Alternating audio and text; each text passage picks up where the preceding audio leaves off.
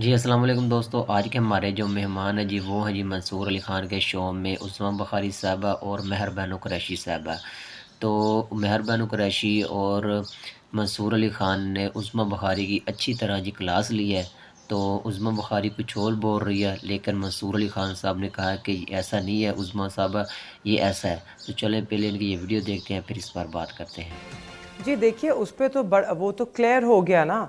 जब सुन्नी इत्तेहाद काउंसिल एक registered party है और उसको उन्होंने कबूल कर लिया मौक़िफ़ को, और जो इंडिपेंडेंट्स हैं उनको ना सिर्फ ज्वाइन उन्होंने कर लिया, इलेक्शन कमीशन ऑफ पाकिस्तान ने उसको रिकग्नाइज भी कर लिया। ठीक है। ठीक, उसको उन्होंने कवर भी दे दिया कि जी बिल्कुल ये मेंबर्स हैं। अगर तो इस तरह होता कि वो कर ही नहीं रहे तो वो कहते कि जी आप उस जमात को ज्वाइन ही नहीं कर सकते जो इसका अमल का हिस्सा ही नहीं है। तो ये उन्होंने खुद तस्लीम किया इलेक्शन कमीशन ऑफ पाकिस्तान में। अब इससे आगे अगर बढ़ते हैं हम मखसूस नशिस्तों पर, आपने खुद अपने इंट्रोडक्शन में कहा 2019 का हमारे पास एक प्रेसिडेंट है। अगर प्रेसिडेंट ना भी हो तो ये देखते हैं ना कानून क्या कहता है, आइन क्या कहता है।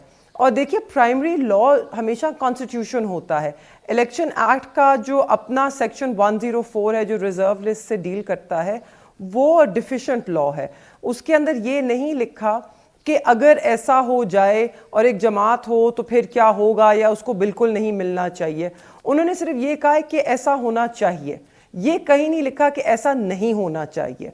अगर हम इसको इन कंजंक्शन विद आर्टिकल 51 पढ़ें, जो कि कॉन्स्टिट्यूशन का प्राइमरी लॉ का आर्टिकल है, वो ये कहता है कि एक जमात को सिर्फ उतनी ही मखसूस नशिस्तें मिल सकती हैं कि जितनी उनकी प्रोपोर्शनल रिप्रेजेंटेशन हो, क्योंकि मतन ही इसका ये था कि प्रोपोर्शनली रिप्रेजेंट हो जमातें मखसूस नशिस्तों पर। तो when we see the two together, and तीसरा जो प्रिंसिपल है कि पार्लियामान अधूरी नहीं रह सकती, इनकम्प्लीट नहीं रह सकती।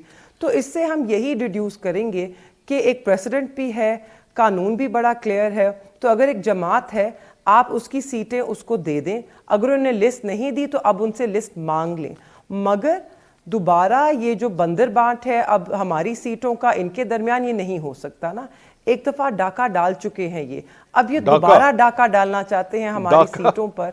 अच्छा, बिल्कुल डाका, डाके का लफ्ज। अच्छा चलें, मैं अज़मा बुखारी साहबा, ये इनका केस तो मेरे ख्याल में काफ़ी हद तक उन्होंने अपना बता दिया कि उनका केस क्या है।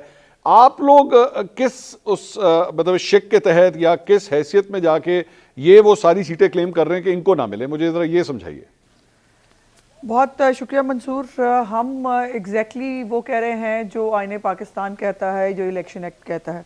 पहले तो बात यह है कि हर चीज़ का एक तरीक़ाकार मौजूद है, और इलेक्शन एक्ट हो या कॉन्स्टिट्यूशन ऑफ पाकिस्तान हो, एक प्रोसीजर जो है वो डिस्क्राइब किया गया है कि पॉलिटिकल पार्टीज़ जो हैं वो कौन सी होंगी, कौन सी पॉलिटिकल पार्टीज़ को पार्लियामेंट्री पार्टीज़ कहा जा सकता है, कौन सी सिंबल्स जो हैं जिस किस पार्टी के पास हो तो फिर उसको जो है पार्लियामेंट्री पार्टी समझा जा सकता है। फिर जो स्केड्यूल है वो पूरा इलेक्शन कमीशन का अनाउंस किया जाता है रिजर्व सीट समेत, और एक टाइम्स फ्रेम दिया जाता है कि उसके अंदर आप जो है वो अपनी लिस्टें भी जमा कराते हैं, मेम्बरान की स्क्रूटनी भी होती है, नॉमिनेशन पेपर्स भी फाइल होते हैं। अब यहाँ पर इस सब को छोड़ दें, सिर्फ जो सुन्नी इत्तेहाद काउंसिल का लेटर सामने आया है, कितने दिन पहले का, एक दिन पहले का, 26 तारीख को जी। और 26 तारीख से पहले क्या आज़ाद उम्मीदवारान सुन्नी तहरीक में शामिल हो गए थे या नहीं, मेरा सवाल है, जिसका जवाब है हाँ। सुन्नी तहरीक में 26 तारीख से पहले आज़ाद अराकीन शामिल हो चुके थे। ठीक है। फिर सुन्नी तहरीक का ये कहना कि हमें कोई रिजर्व सीट नहीं चाहिए, नहीं, हमें आप रिजर्व सीट मत दें, इसका क्या मतलब है? अज़मा साहबा एक मिनट, नहीं, मेरे ख्याल में ये गलत बात है। ये नहीं लिखा हुआ इस लेटर में, ये गलत कोटेशन है, ये गलत खबर है कि उन्होंने कहा कि जी हमें रिजर्व सीट नहीं चाहिए। एक मिनट, मेरे पास भी है लेटर। खोलिए, आप खोलिए लेटर खोलिए। मेरे पास भी रिजर्व सीट्स है। एक मिनट जी, मैं पढ़ने लगी हूँ। Letter the undersigned submits that since no candidate contested in the general election 2024।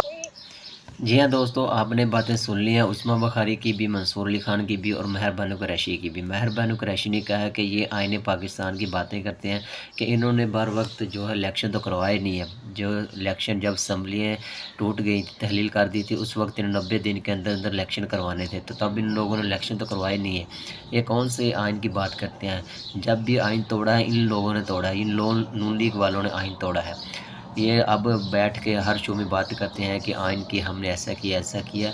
अभी जो हमारी सीटें बढ़ रही हैं वो अभी हमें सीटें नहीं दे रहे। ये थे जी आज का हमारा शो जो आपने देखा है। मिलेगा नेक्स्ट वीडियो में, तब तक के लिए।